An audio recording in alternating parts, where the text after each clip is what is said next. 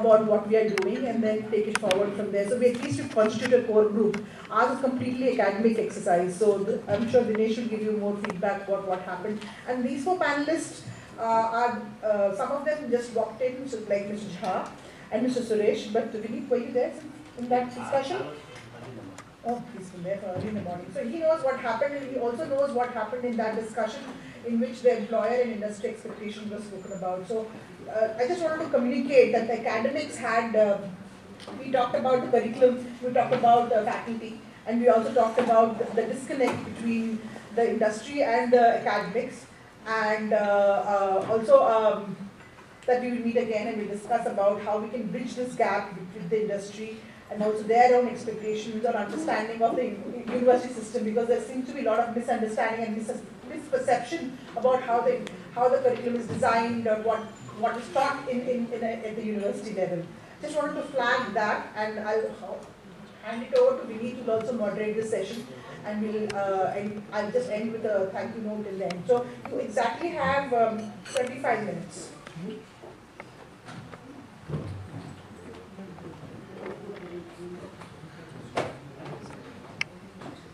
Thank you, Vasanti.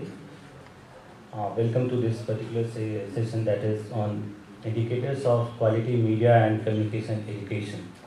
And before starting to talk on this, just I want to make two major points. The first one is that nowadays, some of the senior media practitioners, they are assuming that this is the era of end of journalism, or sometimes in a metaphor way, they use the term the end of journalist. And when they talk, they consider only the mainstream media, and they say that after 10 years, 20 or 30 years, this particular mainstream media would not be in the public sphere, the first thing. And the second thing is that, which I want to mention in this entire session, that when we talk about the parameter of the media practitioner or the students, some of the mainstream media houses, they are running media institutes at the same time. From day one, they judge the candidates or the student. Students pay 2 lakhs, 3 lakhs for that, and after 1 year, they are not capable, means industry or the institute are not capable to hire them, to give them job, or now very of them are on the road. So my question is this: day one, if you have considered this particular boy or a girl is capable for our media industry, what happens after 1 year? And if they have already paid 2 lakh, 3 lakhs, is it the question of parameter? Is this the question of excellence? Or it's something is going on behind the curtain, or in surrogate way, there are so many issues that we must have to talk about. So I don't want to waste lots of time on this. We have distinguished panelists over here. I just want to say that nowadays we predict that journalism is not a specific profession right now. Most of the viewers or the readers are prosumer at the same time. They consume the content of mainstream media, and after some time they produce material which comes on social media. So our viewer, our reader, our consumer at the same time, you can say, they are the prosumer. So what will you do with them, and what you think about this new kind of generation, you can say? I attended all the sessions from the early in the morning. So most of our senior journalists, they were saying कि उन्हें प्रधानमंत्री का नाम पता नहीं है, उन्हें ये पता नहीं कि इंदिरा गांधी कब पैदा हुई, जवाहरलाल नेहरू कब पैदा हुए. When I was thinking about this, I always remind Robin Jeffrey coined a particular word: post-illiterate society. The society or the person or the people who has qualified, they have degree, MA, BA or whatever, and after that they don't know the basic information or the knowledge. So more or less when we talk about the journalist or the journalism student, are we talking about the post-illiterate society? So anyway, first of all, I'd like to call Ashish Sinha, Ashish Sinha has done a lot in ministry media, and right now is General Secretary in BCCC, and he will talk only about the entertainment, because early in the session we have already discussed that entertainment and new media, these all are the part of mass communication. So only news media is not a part of journalism or mass communication. So yes, so I'd like to call here Ashish Sinha, sir, and you have, I think, 7 to 8 minutes. So first of all our speakers will deliver their own views, and after that you can ask questions or like interactive step session, and we have to wind up the session 4:50, 4:55, I think. Yes, Ashish sir, please welcome. Thank you, Vineet. Basically, I am working for the regulatory aspect of Indian Broadcasting Foundation. To put it very simply, whatever complaints are generated against television programs, non-news, entertainment programs, they are looked after by us. It's a council headed by a judge. So that's the work. And I've chosen deliberately not to speak about news, although I have been a news journalist for 17 long years.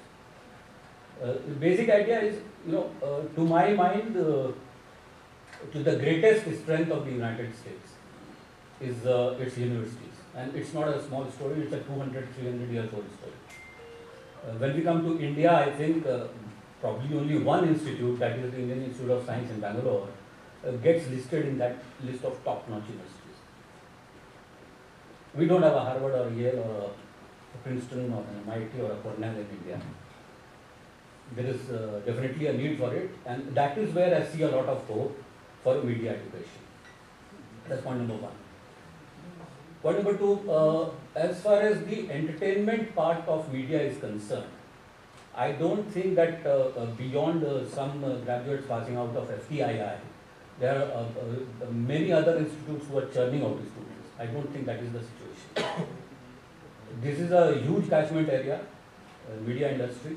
To put it very simply, we all watch TV, and most of us sitting here are more interested in TV news. But you'll be surprised to know that the number of eyeballs that the entertainment part of television catches, it's almost thrice or 4 times that of news television. 90% of all the viewers watching TV watch entertainment. So that's the strength of the sector. And now this is as of today, it's not a very structured sector. There are no good intake points because there aren't enough trained graduates in this field. I was just discussing with Vineet that what would be the approximate number of students who are passing out from all the media institutes in India taken together. He gave me a number of more than 1 lakh students every year. That's an astounding figure. I don't know whether employability for this kind of a number exists in India or not. But I see a lot of growth potential, at least in the entertainment business of it. It's going to grow, it's growing at a very rapid pace. And we are a country of storytellers. Ramayana is a story, Mahabharata is a story, Akbar Birbal is a story, Jodha Akbar is a story, Buddha is a story. Only I'm just talking of history. We are a country of storytellers. Obviously, it means that we are a country of story listeners also. There are people who are ready to listen to our story. So this story selling has to happen.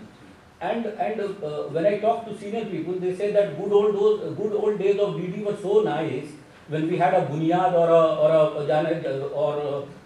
a Hum Log or even the older version of Ramayana and serials like those were the good old days. And now we hear this complaint that TV par kya hota hai, this lady comes, there is stereotyping and all that. Now I also feel that this needs to improve. But that quality has to come. I understand that there are serious constraints of business. There is all this TRP thing which is on, and there are immense pressures on the creative teams. But nevertheless, there is a lot of space for the creative teams also. To put it in a very, I would divide it, the entire television industry has 3 kinds of intake. One is, of course, the managerial intake.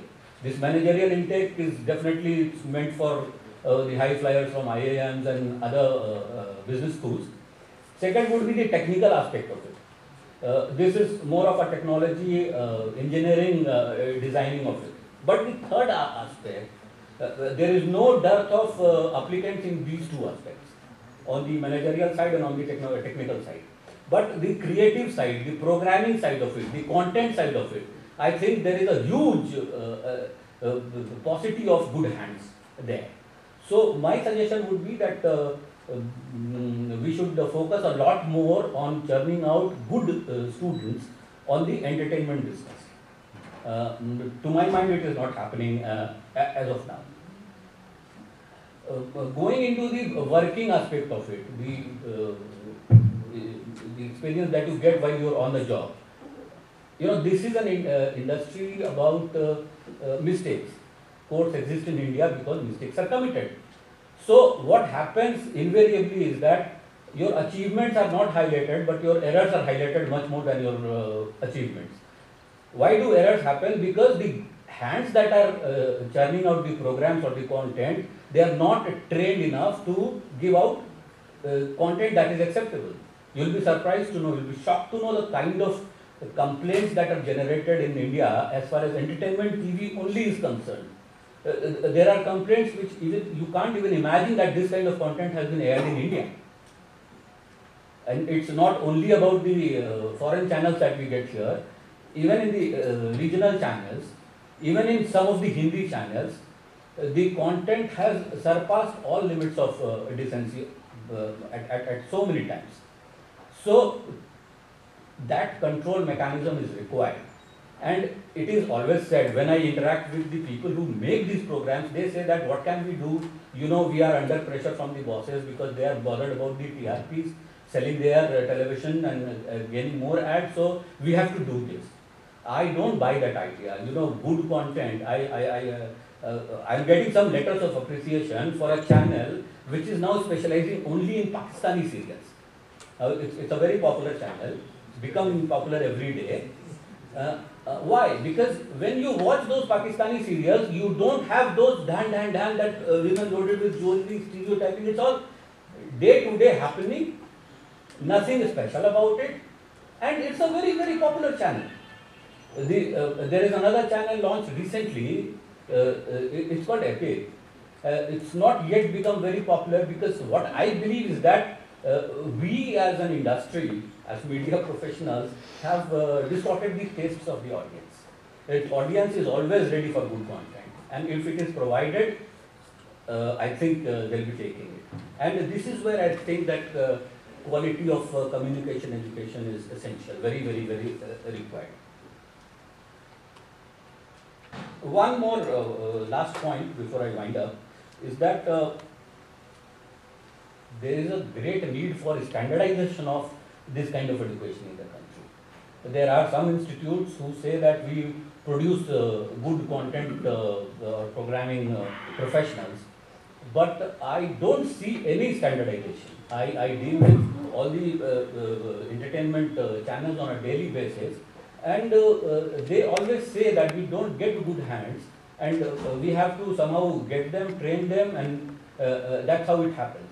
So I think this is an excellent symposium, and employability part of it, what Vineet told me that 1,25,000 students, that's an astounding number. If I think a good percentage of them focus on the entertainment part of it, because take my word, this medium is going to grow. It will grow, and people are much more interested in entertainment because news anyway, I will have it on this phone one day. We already have it. But entertainment, you need that experience, you need that screen. You need, if it's not a cinema theater, but that screen is required. It's something which you can watch with your family.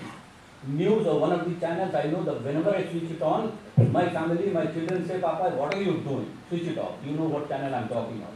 So you have to focus on entertainment, and that is where I think there is a lot of scope for good intake and good output from these media. Thank you so much. Thank you, Ashish. I think more or less Ashish believes that creativity, our industry is in big crisis if we think about the creativity. And if creativity comes in this industry, I don't think so the scarcity of job would be there in future. And the second thing is that our industry more or less has made the perception that we don't believe, we don't have faith in that if we'll do better, then we will in safe side. It may be in context to business, it may be in context to TRP or whatever. So I think among the student, we must have to convey a strong message that if you are creative, if you are hardworking, then you will create so many good programs. At the same time, industry will observe you. Now I would like to call him RajKumar Jha, sir. Please come and convey us. Yes. He will talk about the advertising, mass communication, and the parameter of the particular field.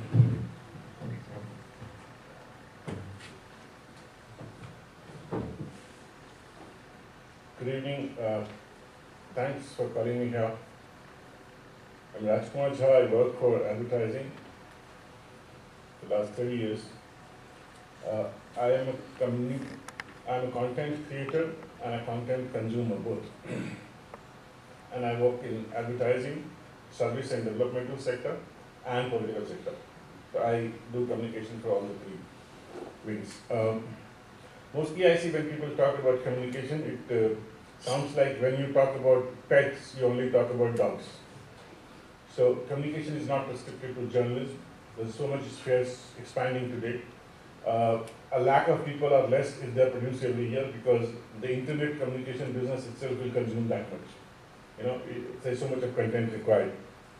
And the subject which I read, I'm supposed to be talking about, you have to be specific. It's about quality, and quality is something very subjective, especially when it comes to communication. When Lalu speaks, in his own words, it's very quality. He can manage a crowd of 5 lakh people. Similarly, when Modi speaks, he can manage something else.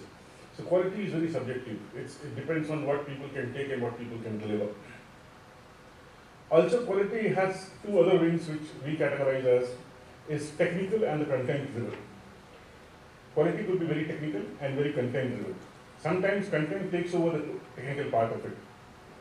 If your news reporting is very live, very cuts, you found something very valid, it doesn't make a difference if the camera is shaking or the voice is shaking, or if you are speaking a Hindi which our Baba speaks, which is full of Bihari.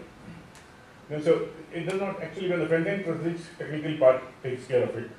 It's also a matter of delivery and acceptance, as I said. But having spent so many years, one thing which I normally thank God is that I didn't go to a school. I came from village to this city. I had just come here to have fun, but then I stayed back for 45 years. And I've just done some basic education from my village. Rest all is done by the industry. And I spent time with Doordarshan, All India Radio, Films Division, everywhere. And I found bottlenecks. Like when I wanted to go and join Film Institute, they told me you have to graduate. And graduation was something, a big problem for me because if I was a graduate, I had to appear for civil services. I'm coming from a Bihari family. So that was something which I never wanted to do. So I had to take books, read, and learn things with people. But what I find today is the way, when I am teaching at so many places, including management schools and communication schools, I find that the approach is driven in a manner that somehow it fits a bill wherever there is a gap. So for the first 2 years, if the course is designed for 3 years, first 2 years they are taught everything, a little bit of everything. And then they are told that you get specifically if you want to do this or you specifically want to do this. I think it should be reversed completely. In 6 months, you should be able to judge whether this person is interested in doing a particular kind of a thing and then train him further. And most of the training is happening on campus and thanks to the visiting faculty which are from different places. They're not sending these guys back into the industry for 1.5 year apprentice and then throwing them out. So we are not generating enough quality people itself. Like from what I get students from advertising schools, when they come here, when we ask them a basic question, very, very basic question like what is a brand? They're not able to explain. I also run a course which is not, I will not qualify anywhere as a journalism course, but it is called Mojo, Mobile Journalism. And it's more to do with rural folks where we teach them how to do reporting with mobile phones. Anybody which has an 8 megapixel mobile can actually be a mobile journalist. Now, mobile journalist means he also has to understand. So when we started teaching them, we taught them the technology in 1 day. So that's all it takes. But to tell them what is news will take me a lifetime. Because if there's a buffalo on the road, the traffic gets jammed, they think it's a news. It could be news for their own local life, but it does not make a news to be sent to NDTV. So understanding of material, what is news, what is communication, what is entertainment is a challenge which we are seeing. In terms of quality on entertainment business also, sometimes we don't understand that people who run the channel are running a business. We are not running a social service. You know, we do our studies, we do our research, and then only we make programs. And those research are then copied by people who are not running any research. You know, so if there is one channel who researched well and produced well and doing some Sasbo serials, then you find everybody doing Sasbo serials. Because one starts working, so the demand generates. But, and when we compare it with what the Pakistan channels is, that the content itself, if you today see a half-an-hour program in India, the actual content is not more than 4.5 minutes. Wherein, there the story progresses all like 12 to 13 episodes of the Indian channel. So quality is something which is also responsible to the business and the input which it is giving. So communication media space is also expanding. We are not preparing people for our next generation, which will be the internet-based generation. The media consumption habits are going into a stranger. We used to spend a lot of time reading newspaper. We were told to read newspaper. We were killed to read newspaper. You know, my father won't allow me to read anything else than Statesman, but he said that's the only one which is produced in English. And nobody else would read anything else. Today, I am very ashamed even to tell my son read newspaper, because if he reads Delhi Times, he will go throw a dead very fast. So I'm very scared. The first thing that it comes when I go and pick the newspaper, first thing I do is throw Delhi Times out. You know, that's what I do actually. So even the content wise, you can go to, I remember my initial days from Delhi to Patna, I used to buy one India Today and start and end it by Patna. Today I can finish it after 6 minutes, 7 minutes. So it's also the quality which is being delivered. Saying that people want it is not right. So there is a lot of things which needs improvement, but the first improvement which needs it from the training part of the people and reporting part of the people. People consume it anyway. You know, these days there are hardly any films which bombs, because everybody does that music business. So we have to somehow generate quality within our own selves, seeing the new vast expanse of the world community which is happening, and we all are collectively responsible for that. Thank you.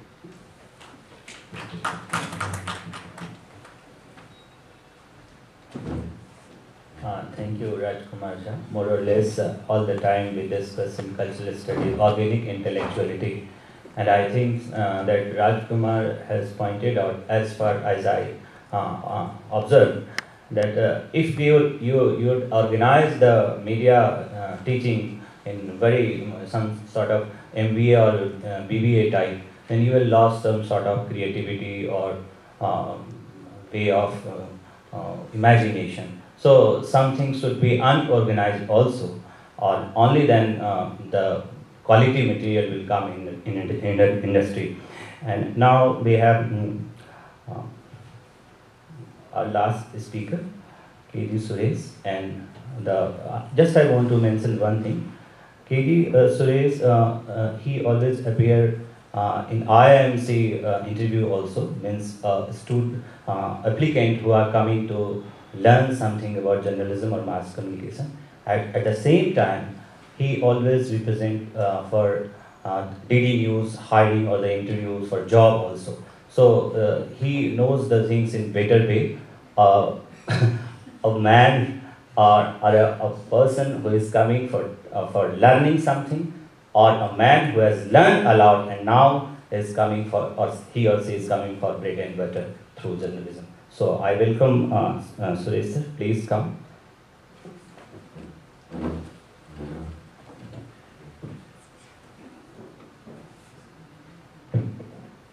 Thank you, Vineet. Good evening. Friends, as Vineet rightly said, I am in a dilemma. Whom do I criticize? I myself am a teacher. So I teach at the Indian Institute of Mass Communication, I teach at Makanlal, I teach at other institutions. So, but at the same time, I represent the industry also. Recently, I was on the interview boards of both the Indian Institute of Mass Communication and Doordarshan. And I was really surprised that we had advertised for 21 positions, senior and middle level. And in the last 3 days, despite marathon interviews, I could hire only 5. And that is a reflection on a lot of things. I would like to briefly share some of my experience both as a teacher, and I think that I look at this as more as an exercise in, introspection. Because somewhere I as a teacher have to think about it, and we all as media, people associated with the media, have to think about it. One of the, which have been, I'm sure that most of the issues that I'm going to flag here have been raised during the day. But something that I have always noticed everywhere in every institution is that our youngsters don't read. They don't read newspapers, they don't read books. They have stopped reading. And even after 6 months into the course, despite repeated reminders, their excuses, आज मेरे hostel में paper नहीं आया, आज मेरे यहाँ कल मेरी तबीयत खराब थी. They will give you 101 excuses, but they will not read unless they have to appear for an interview. Otherwise, they will not read. The reading is limited to the political, the headlines, the front pages. No in-depth reading. So what it has led to is superficial understanding. I was surprised. I was interviewing for a very senior position and senior anchor and correspondent. And when we were discussing Kashmir with the candidate, I asked about Article 370. And that candidate was blank. So they came prepared. They knew about the latest what has happened, but nothing about what has happened in the past. So it's very superficial reading, no in-depth kind of understanding of things. Again, there is a lack of sensitivity. I don't know how we have to inculcate it, but I believe that if this profession loses its sensitivity, then it's as good as any other, mercenary profession. I was in Kashmir for the Srinagar Media Summit last week. And I found that if there was one charge, they made specific a lot of charges, people from the Kashmir media, but if there was one charge that was common to all these charges, it was that we were insensitive. I don't know how we have to think about it, that how do we inculcate sensitivity? I have seen it long time back. I remember when television had just been introduced in the country, and I had gone for there was a report about a fire in Chandni Chowk, and I reached there and I found the DCP coming out and telling the media persons that, no one killed in the fire. And I found this young reporter putting his foot down and saying that, look, I came at at 11 o'clock in the night and you are saying not a single casualty. This was the height of, that insensitivity, that for you news is important more than human lives. That thing, I believe, is very, very important, that whom are you dealing with while you make these generalizations, stone pelters and, all these kind of terrorists. These are very loosely used, very loosely used. I think that linked to this is the issue of values. Somewhere I believe that in this entire thing, quality parameters I was saying, I feel that values have to be a very integral part of this. We cannot do without values. We will have to. We prepare people for a career, but then that is more technical, technological, rather than making them preparing sensitive journalists who can take up social causes, who can take up developmental issues. I don't see that pain in them. I don't see most of them. There are some who are made for it, but otherwise the others are technically savvy, but they don't possess the values that you expect them to. I don't know how to do about it. It's not about moralizing. It's not about, but that those certain values and ethics which have to be, part and parcel of our journalism curriculum have to be there. That's what I have always felt.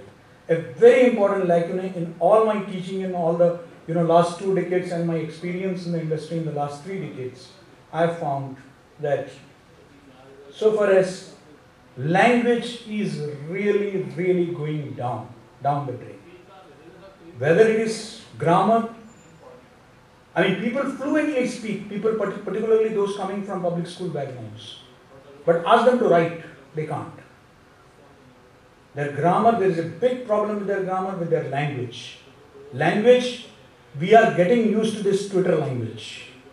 It's corrupting us like anything. This Twitter and Facebook, social media language. And you can see that. It's very visible in their writings. I think we need to really take care of this aspect because we are teaching them how to write news, but we are not focusing on the language.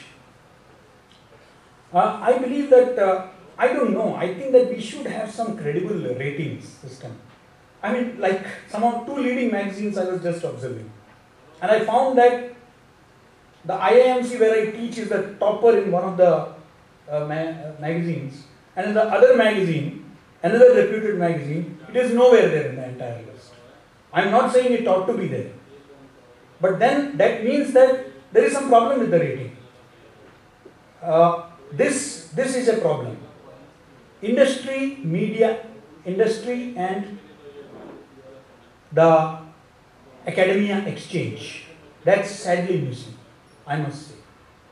People who are coming from the industry are people, I'm sorry to say that, people who are not getting a job in the industry or who had a couple of years of experience and are now looking for, a job or a source of income, and they are coming to teach.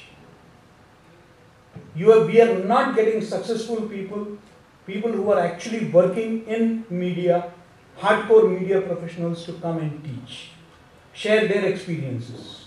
So as a result, many a student, when they go out, they come back and tell us that, well, those things that you taught us are not there in the industry. We don't find it.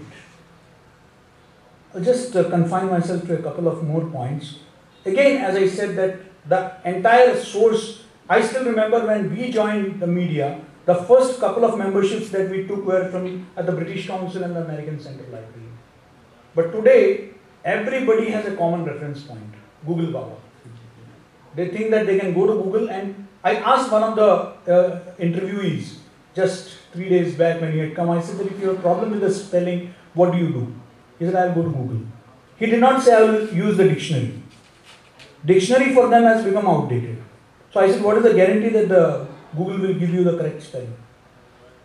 He didn't have an answer. Even then he didn't give me the alternative that I will go for a dictionary. Whereas we used to keep a pocket dictionary in our jhola. Today, people just don't read the dictionary at all. Again,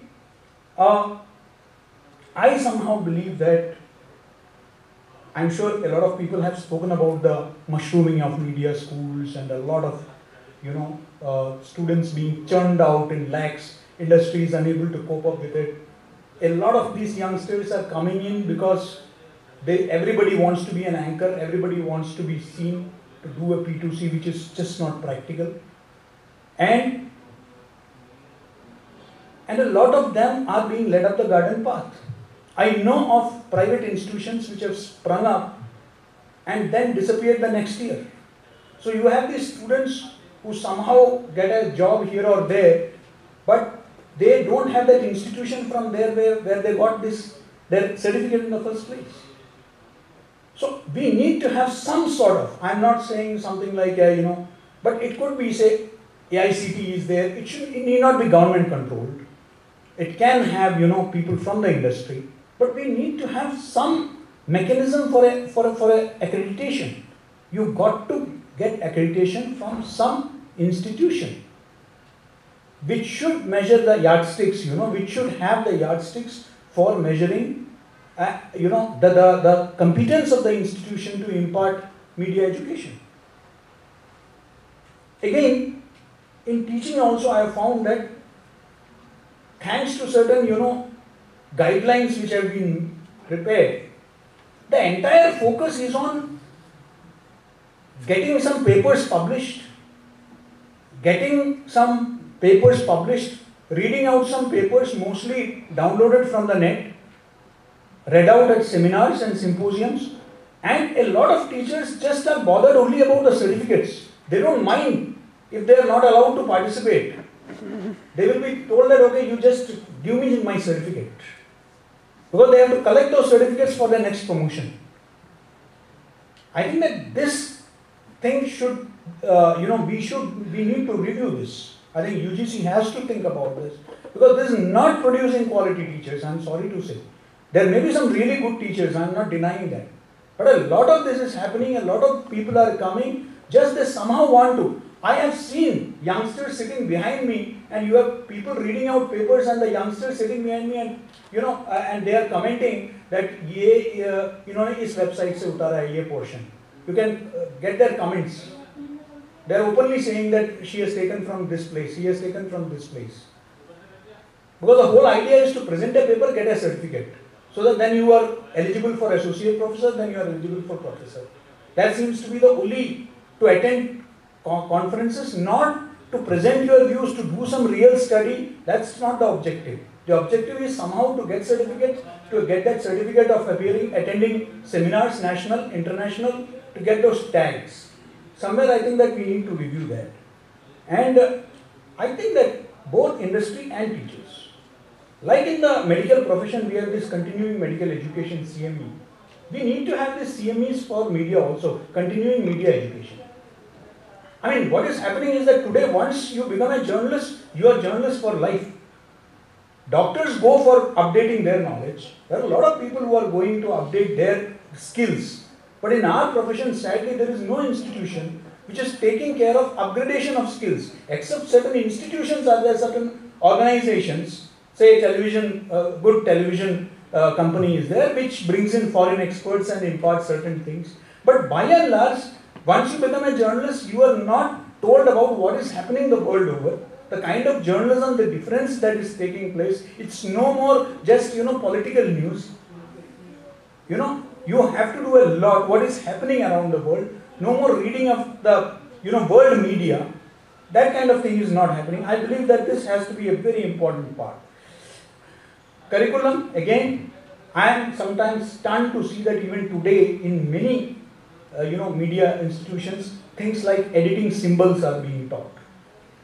A lot of time is being wasted on that. I can understand if somebody is going for a sec, but today computers are being used everywhere across the world. Why should people in reputed media institutions who are in any case going to be the editing symbols, how to put this, put that, insertion, this, I mean everything has been computerized.